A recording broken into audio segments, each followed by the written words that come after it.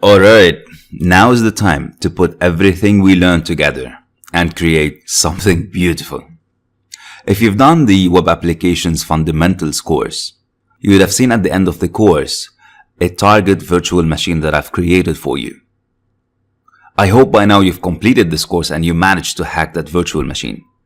Because right now I'm going to show you how I created and I set up this machine for you, purely using commands and tools that we learned throughout this course. Nothing too fancy, it's all things that we went through and we covered in this course. So now you're going to be learning how to create a fully functioning server that is designed specifically to be vulnerable for certain types of attacks. If you haven't done the Web Application Fundamentals course yet, I'm going to do my best not to spoil it for you. So there are certain things that I'm going to cover up a little bit, or maybe I'm going to skip, so that you can go back to the Web Applications course at any time and try to hack that machine for yourself. I don't want to spoil that for you. I don't want to ruin the fun for you. Having said that, you are going to still see the full process that I used from A to Z, all the commands, all the configurations, everything in this video. So let's get started. I used a minimal Ubuntu version. If you don't know Ubuntu, that's another flavor of Linux like Debian and so on.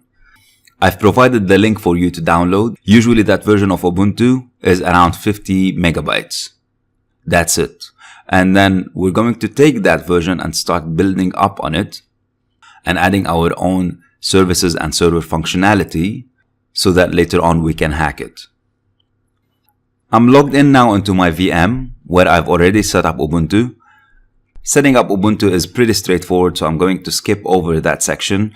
If you still have questions about the setup, please let me know, but I don't want to bore you through the details of those because I'm assuming you already know how to do that by now. We've set up Kali a couple times, we've set up Metasploitable, we've set up a couple other targets. So assuming that the setup phase is finished and you're logged in already, the first thing I want to do, so I don't have to keep switching between virtual machines, is I want to log in remotely into my Ubuntu server using PuTTY through SSH, which makes it pretty convenient for me to work. So as we've learned, I'm going to try and start the SSH service. I do get an error though that tells me the service has failed because it's not found. Remember, this is a minimal version of Ubuntu, so there's a lot of things that are not already pre-provided on it. So I'm simply going to download and install the SSH server by using the apt get command that we saw earlier. And I'm going to type apt get install SSH. I'll hit the yes button and let the installation continue. I'll clear the screen up once I'm done. And again, remember we needed to change the SSH configuration to allow us to log in remotely as root. And we did that using the nano command. So I'll go nano/etc/ssh/sshd config. And using the Ctrl W, I'm going to look for the keyword permit.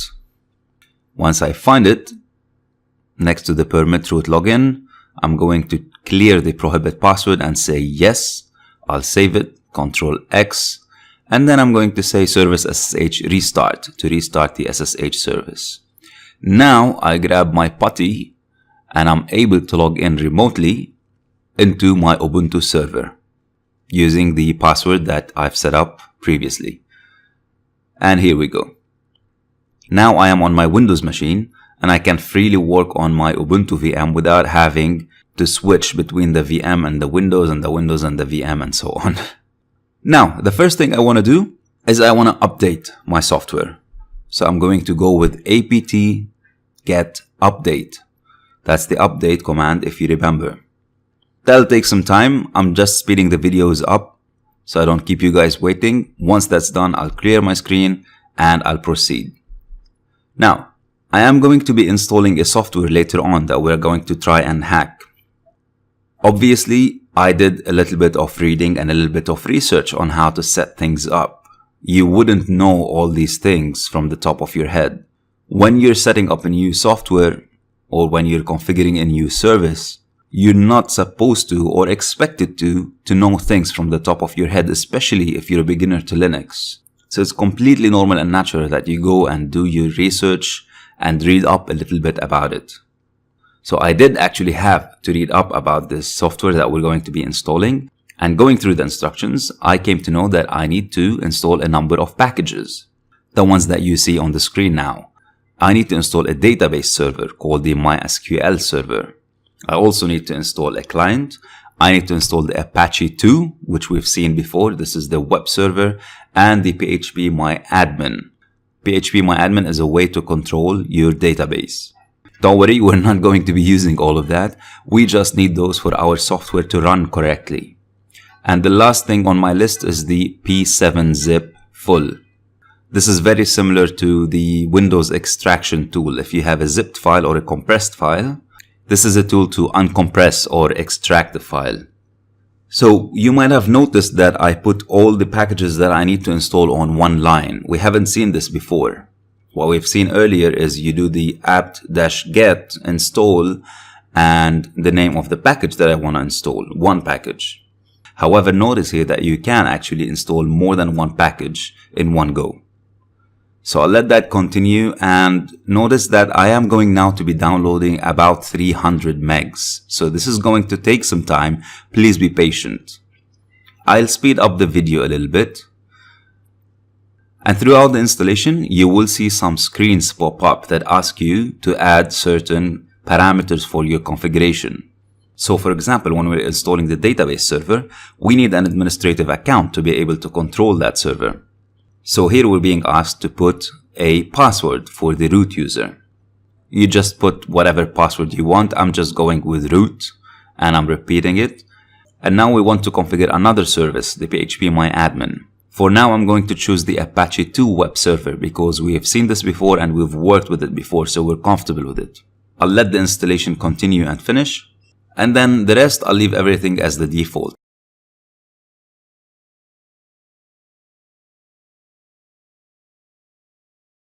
I'll put another password for the MySQL. I'm just going with root again, and we're done. Now please keep in mind that I am actually speeding up the video a little bit so I don't keep you guys waiting. So don't worry if your process looks like it's taking longer than mine. Now that we've done preparing the environment and installing all the packages that I need for my target software, now is the time to download the target software. I'm going to be providing you with the link to download it. But to do that, I am using the wget command that we saw earlier. Because this is a minimal Ubuntu and it doesn't have any graphical user interface, it doesn't have a graphical browser that I can open and put a URL in, I am forced to use the command line. And so I'm using the wget command that we saw before. So I do wget, I put the URL to download, and then -O. The capital O is to specify the output of the name of the file that I'm downloading. In other words, what do I want the downloaded file to be saved as? And I'm just naming it tiki.7z. The reason I'm giving it the extension of .7z is because this is the extension that it's being downloaded with. If you look right before the -O, you'll see the original name of the file that's being downloaded. That's tiki-15.1.7z. So it is being downloaded with that format, with that extension. I want to keep that. I want to maintain that format. So I name it tiki.7z and I continue the download. I'll see a message saying that it's connecting. Again, I'm speeding up the video a little bit so we don't have to keep waiting. Now, while it downloads, I'm opening a web browser on my Windows machine. And I'm trying to connect from my Windows to the web server on the Ubuntu machine. So in my web browser on my Windows machine, I am putting the IP address of Ubuntu. In my case, it's 192.168.88.135, and I can see the default Apache servers page. So I verify that my web server is actually running because I'm going to need that for later on. Now that the download is done, I want to extract this file. However, assuming that I don't know what to do with this extension, I revert back to the commands that we learned earlier during the course. And I use the file command. I say file tiki.7z. Please tell me what kind of file this is. And this goes back to me and says this is a 7-zip archive data file. Perfect, so now I know where to begin. Remember the second command we used after that? It was the apropos, so I'm going to do apropos 7-zip. Please tell me if I have a 7-zip file what tool or what command can I use with it? And Linux tells me you can use the p7-zip. Perfect. Remember, we already installed that when we did the apt-get install and a number of different packages. That was the last one we installed. Now again, this is a new tool to me. I don't know how to use it. So what do? I call for help. I do p7-zip -h. Looking at the help output, I can see that the -d option allows me to decompress a file.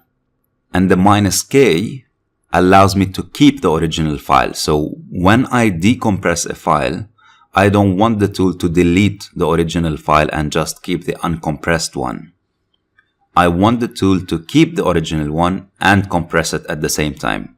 Just in case I mess something up, I'm going to keep it. So I'm going to use the -d, -k options and the name of the file. That'll take a few seconds to finish. And I get a message saying everything is okay. Now if I do ls, I'll see that I have a new directory created. Perfect. Let me clear my screen up. Now, here's what I want to do. Remember what I told you about the web server before, where the home page is stored and where if I want to change the home page, what files do I need to change? If you remember, I told you these files are stored under the /var/www/html. So now I want to move this directory to that destination, and to do that, I'm going to use a command that by now we should be familiar with, the mv command. I'm going to do mv, the name of the directory that I want to move, to the destination that I want it to move to. And in the destination, I'm going to change the name of the directory to just tiki.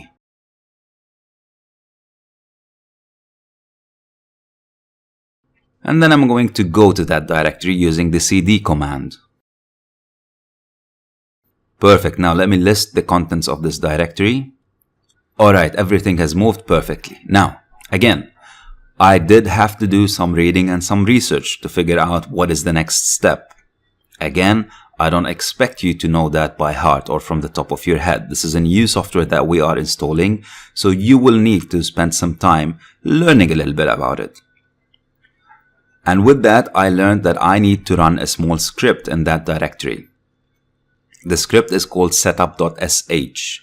sh stands for a shell script, which is basically a text file with a number of shell commands or a number of commands grouped together so that I don't have to type them one by one. I could just run that small program and it will issue all these commands to me one after the other, setting up the environment on my behalf. To run a shell script, I use the sh command. We haven't seen that before. But worry not, there's a very easy way to remember it. Whenever you see a file that ends with .sh, the command to run that file is sh. It's as easy and simple as that. So I'm going to type sh and the name of the file that I want to run, setup.sh. And now that it's running, I'm just going to leave everything as default. I'm gonna just hit enter, enter, enter, enter, enter until it finishes the setup. Everything is just left as it is, default configuration. Now, let me go and verify that my installation is successful. Remember under what directory we set things up? It was under the tiki directory. So I'm gonna go verify that, and voila.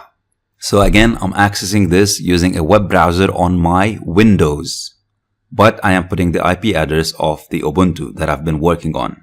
Using the graphical interface now, I can easily continue the setup by clicking on the continue and continue. I am needed here to put a database name. I'll just name it Tiki. Database user and the password are the same that we put during the setup. Mine, if I remember correctly, were root and root. And I'll hit the continue button. Then I'll do the installation. And I get a message that says installation complete. Perfect. Now, I have one last thing left to do. In the Web Application Fundamentals course, your objective is to hack the target and deface the home page. In other words, that web page that we saw, the default Apache web page, you should be able to deface it and change it and leave a message that you were there. What I did though is that I changed that slightly to leave some hints for you just in case you got stuck. And here's how I did that. If you remember what I told you, the main page, the home page that you see is the index.html, and this is usually under the var/www/html. I'm just going to create a copy of it using the mv command. Remember what we said about Linux? To rename a file, there is no rename command, we just use the mv. So we move it into another file with a different name. So I'm just gonna call it index.html.backup, and I'm going to create another one, a blank file called index.html using the nano command. Now here I'm using very basic HTML. If you're not familiar with that, don't worry. Whatever you write here will show up as text on your web page. If you're not familiar with HTML, just copy exactly what I'm doing right now. I'm just creating a small HTML document with a header title, so that will look a little bit bigger in the font. And when you're done, just save it, as we've learned using the Ctrl X and yes.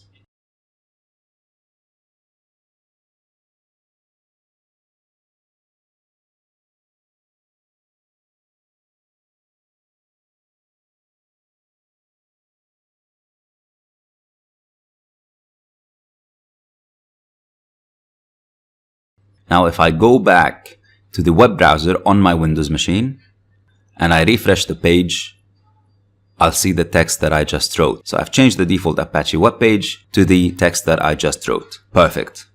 The last thing I want to do is I want to change the permissions on that file. I did that so I can allow you to be able to edit it yourself after you finish hacking the machine. Let me show you what I mean. If we do the ls-l command, remember the -l was for long listing to allow us to see the permissions of the file. And look at that. Only root has the read and write permissions. Everybody else can only read the file. In the real world scenario, this is the perfect setup. You don't want anybody to be able to change or write to the public page that you have. But you want everybody to be able to read it because this is your home page. However, when I was creating this target for you, I assumed that the web server administrator has made a misconfiguration error. The web server admin has changed the permissions at one point in time and forgot to change them back to a more secure configuration, which is something that we actually see happen quite often. Usually this happens when the web developers are developing a website in a test environment. They relax the permissions so that they can work on things comfortably. And then they move the server from the test environment to the production environment, where the public now has access to the website, but they forget to change the permissions to a more secure setting.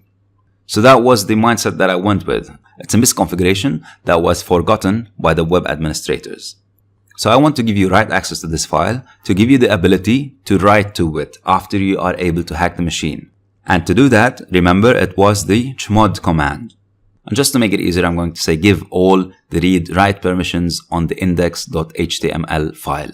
Now, if I list the permissions again, I can see that everybody has RW, which is read-write. And with that, I have finished the setup of my target machine. So now the next step is going to be to hack this machine and find your way to the index.html page and leave your mark on it. In the next video, I'm going to show you what you can do using the standard Linux commands that we learned in this course to be able to achieve that. I am going, however, to skip over the part of how you figure out how to hack this machine because I don't want to spoil it for you. To be able to do that, you would have needed to go through the Web Applications Fundamentals course. So, after you've finished setting up, if you're following along with this video, let's move on to the next section.